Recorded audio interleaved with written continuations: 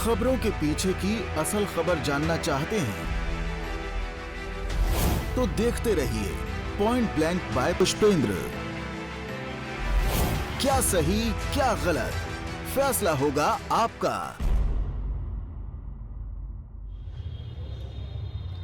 नमस्कार दोस्तों, बहुत सी बातें हैं। एक तरफ राहुल गांधी अपनी भारत जोड़ो न्याय यात्रा को लेकर उत्तर प्रदेश पहुंच चुके हैं। वो बनारस में थे, पल्लवी पटेल उनके साथ रहीं। जब वो बिहार से विदा हुए तो तेजस्वी यादव उनकी ड्राइविंग सीट पर थे। उधर कमलनाथ अपने बेटे के साथ मध्य प्रदेश से दिल्ली पहुंच गए चार्टर प्लेन में। तो बातें चल रही है कि वो किसी भी समय कमलनाथ छोड़ सकते हैं हाथ का साथ और जा सकते हैं कमल के साथ। कांग्रेस के एक और बड़े नेता हैं मनीष तिवारी, जो पंजाब से आते हैं। उनके बारे में भी यही चर्चा चल रही है कि वो किसी भी समय कांग्रेस से पल्ला झाड़ सकते हैं। हालांकि उन्होंने खुद इससे आज इनकार कर दिया, लेकिन कमलनाथ को लेकर अटकलों का बाजार बहुत तेज है। किसान आंदोलन थोड़ा सा थमा हुआ है। रविवार यानी आज शाम को फिर से सरकार के साथ उनकी बातचीत होनी है, पर इस बीच जो अन्य किसान नेता और अन्य किसान संगठन हैं वो भी सक्रिय होते हुए दिखाई दे रहे हैं। शायद उन्हें लग रहा होगा कि अकेले श्रेय कोई एक संगठन ना ले जाए या उनको किसान विरोधी ना मान लिया जाए, इसलिए सब हुंकार भर रहे हैं। भारतीय किसान यूनियन जो टिकैत वाली है, जिसकी राजधानी सिसौली कही जाती है, वहाँ कल एक महापंचायत थी और वहाँ पर तरह तरह से हुंकार भरी गई और कहा गया कि भाई किसानों से कहा गया कि अपने ट्रैक्टरों में डीजल भरवा के रख लो। और ये ऐलान किया गया कि अगर 26 तारीख तक मांगे पूरी नहीं होती तो 26 से पश्चिमी यूपी के किसान भी गाजीपुर बॉर्डर तक ट्रैक्टरों की लाइन लगा देंगे, हाईवे जाम करेंगे। हालांकि फिर राकेश टिकैत ने सुधार करते हुए कहा कि हम हाईवे जाम नहीं होने देंगे और एक साइड में चलाएंगे। लेकिन आपको भी मालूम है, जब ट्रैक्टरों का हजूम पश्चिमी यूपी की सड़कों पर होगा, हाईवे पर होगा, तो आपका आना जाना कितना आसान और कितना मुश्किल होगा। लेकिन इन सब खबरों के बीच जो एक अहम और बहुत बड़ी खबर है वो ये है कि अभी तक जब विपक्षी अपना एजेंडा तय नहीं कर पाए, अपनी सीटें तय नहीं कर पाए, गठबंधन की शक्लो सूरत तय नहीं है, तब तक भारतीय जनता पार्टी ने चुनाव के लिए कमर कस ली है। और दिल्ली के प्रगति मैदान यानी कि जो मंडपम है, वहाँ पर भारतीय जनता पार्टी का राष्ट्रीय अधिवेशन शुरू हो चुका है। इसमें जिला प्रमुख, विधायक सब मिला के करीब 11,500 लोग हैं। कल उसे जेपी नड्डा ने संबोधित किया, राजनाथ ने संबोधित किया, उत्तर प्रदेश के मुख्यमंत्री योगी आदित्यनाथ ने संबोधित किया और सभी ने न केवल कसीदे पढ़े बल्कि 370 पार करने की एक तरह से कस्में खाई गई। आज भारतीय जनता पार्टी के जो सबसे फायर ब्रांड नेता है यानी कि गृह मंत्री अमित शाह, वो खूब बोले, जमकर बोले और उन्होंने कांग्रेस पर तो हमलों की बौछारी कर दी।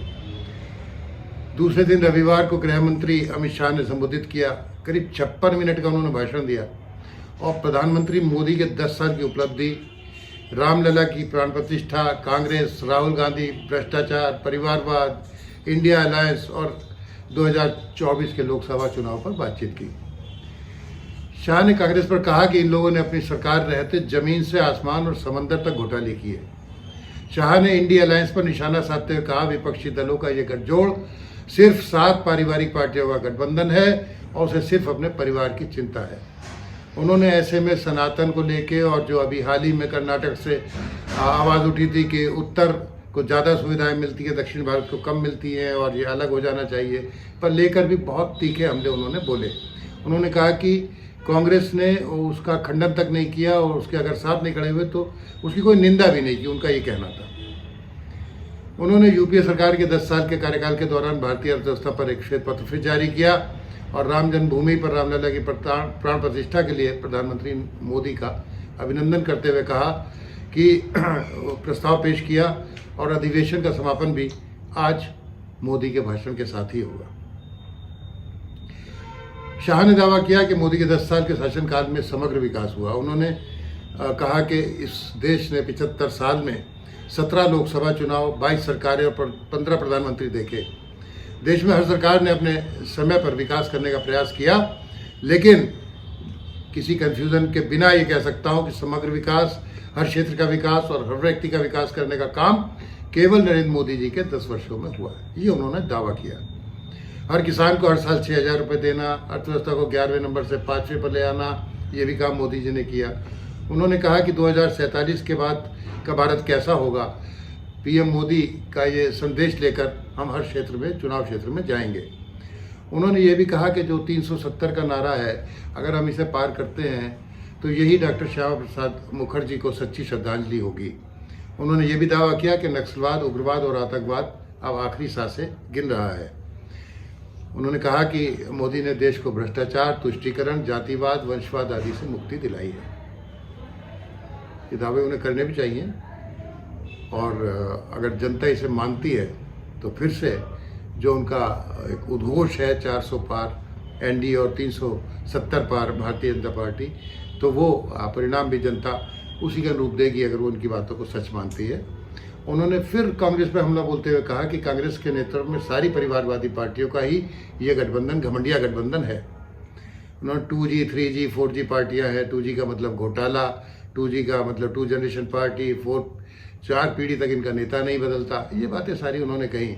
और उन्होंने करोड़ों कार्यकर्ताओं से भाजपा की अपील की कि अगले चुनाव में 2 खेमे आमने सामने हैं। दिलचस्प बात यह है कि यहाँ पर उन्होंने कौरवों और पांडवों का भी जिक्र कर दिया। उन्होंने कहा एक तरफ कौरव सेना है, दूसरी तरफ पांडवों की सेना है, और स्वाभाविक तौर पर पांडवों की सेना, उन्होंने कहा जो पहला पक्ष है यानी भारतीय जनता पार्टी का एनडीए का पक्ष है, वो पांडवों का पक्ष है। परिवारवादी पार्टियों पर फिर निशाना साधते उन्होंने कहा कि उनका लक्ष्य अपने बेटों को सीएम बनाना है, और उन्होंने फिर भारतीय जनता पार्टी की तारीफ करी और ये कहा कि एकमात्र ऐसी पार्टी है जहां पर बूथ पर काम करने वाला देश का राष्ट्रपति या प्रधानमंत्री बन सकता है। उन्होंने कहा कि हमने अपनी पार्टी को लोकतांत्रिक पार्टी बनाकर रखा है। इस देश की राष्ट्रपति एक जनजातीय परिवार से आती हैं। प्रधानमंत्री मोदी और भाजपा ने एक गरीब आदिवासी की बेटी को महामहिम द्रौपदी मुर्मू बनाकर सभी जनजातियों का सम्मान किया, और इस देश का उपराष्ट्रपति भी एक किसान का बेटा है। और जैसे वो बोलते हैं उसी तरह से उन्होंने जुमले छोड़े और कहा कि अब देश में डेवलपमेंट अलायंस एनडीए बनाम डायनेस्टिक अलायंस की लड़ाई है। उन्होंने कहा कि विपक्ष हर चीज़ का विरोध करता है। रामलला की प्राण प्रतिष्ठा के समय भी उन्होंने कहा कि जो ये इनकार किया और ठुकराया निमंत्रण को कांग्रेस ने, तो एक महान पल का साक्षी बनने से, उसका भागीदार बनने से अपने को दूर कर लिया, और जनता सब देख रही है, ये उनका कहना था। और चुनावी हिंसा, दूसरी हिंसा को लेके उन्होंने सीधे सीधे जो इस समय की वर्तमान जहाँ पे उनकी सरकारें नहीं है यानी बंगाल और केरल, वहाँ पर निशाना साधा और कहा कि केरल और बंगाल में भारतीय जनता पार्टी के सैकड़ों कार्यकर्ता मारे गए हैं, वहाँ कानून का राज नहीं है और ये इंडी अलायंस का हिस्सा है। और साफ है, आप भी देख रहे हैं संदेश खाली से क्या संदेश आ रहे हैं। और जो सिंगूर की लड़ाकी थी ममता बनर्जी, वो कैसे इस पर लीपापोती कर रही हैं। हालांकि वहाँ से अब कुछ पुलिस अधिकारियों को हटाया गया है जब संदेश खाली का सच सामने आने लगा, पर अभी तक तृणमूल कांग्रेस यही आरोप लगाती रही है कि भारतीय जनता पार्टी बंगाल को लेकर दुष्प्रचार कर रही है। आपको भी मालूम है कि बहुत दम लगाया था बंगाल के विधानसभा चुनाव में अमित शाह और प्रधानमंत्री मोदी ने, और इस बार वो उसे लोकसभा चुनाव से पहले और ज़्यादा सीटें लेने के लिए पूरे प्रयास करना चाहते हैं। केरल में भी वो एंट्री लेना चाहते हैं। वहाँ की कुछ क्षेत्रीय दलों से भारतीय जनता पार्टी ने समझौता भी किया है। और उन्होंने फिर अंत में यही दावा किया कि देश ने मन बना लिया है और 2024 में मोदी का 3.0 शुरू होगा, और परिवारवादी पार्टियां इस तरह की लोकतांत्रिक व्यवस्था करने में लगी रहीं कि कभी भी जनमत स्वतंत्र रूप से उभर कर ना आए। उन्होंने अपने कार्यकर्ताओं से कहा, भारतीय जनता पार्टी के कार्यकर्ताओं से कहा कि ये समय ऐसे आने वाला है जब विपक्ष आपको भ्रमित करने की कोशिश करेगा और उनके जुमलों में ना आए, उनके भड़कावे में ना आए और अपने काम पर लगे रहें। ऐसे ही उनका दावा ये है कि हर बूथ पर 370 वोट बढ़ाने हैं। तो अगर 370 वोट बढ़ते हैं तो एक लोकसभा क्षेत्र में करीब 3 लाख वोट बढ़ जाते हैं, तो फिर उनकी विजय निश्चित होती चली जाती है। अगर 370 नहीं, कुछ कम भी वोट अगर बढ़ेंगे तो मुझे लगता है कि भारतीय जनता पार्टी के कार्यकर्ता मेहनत करेंगे तो उनके दावे पूरे होंगे। हो सकता है बहुत सी चुनौतियां सामने आए, लेकिन जिस तरह से विपक्ष का व्यवहार है, आचरण है, ना उनको सीटों का बंटवारा हुआ, ना कोई रोड मैप है, ना कोई विज़न है, तो उसको देखते हुए लगता है कि भारतीय जनता पार्टी अपने इरादों में कामयाब हो जाएगी। आपको कैसा लगा वीडियो? कृपया इसे अपने मित्रों से, परिवार से साझा करें, हमें इस वीडियो के बारे में अवगत कराएं। अगर अभी तक चैनल सब्सक्राइब नहीं किया है तो कृपया सब्सक्राइब करें। मिलेंगे अगले वीडियो के साथ, तब तक के लिए नमस्कार, धन्यवाद।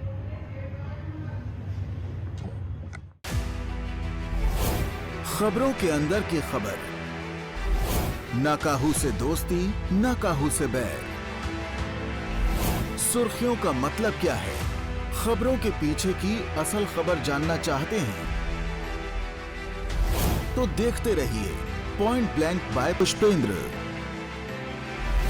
क्या सही, क्या गलत, फैसला होगा आपका।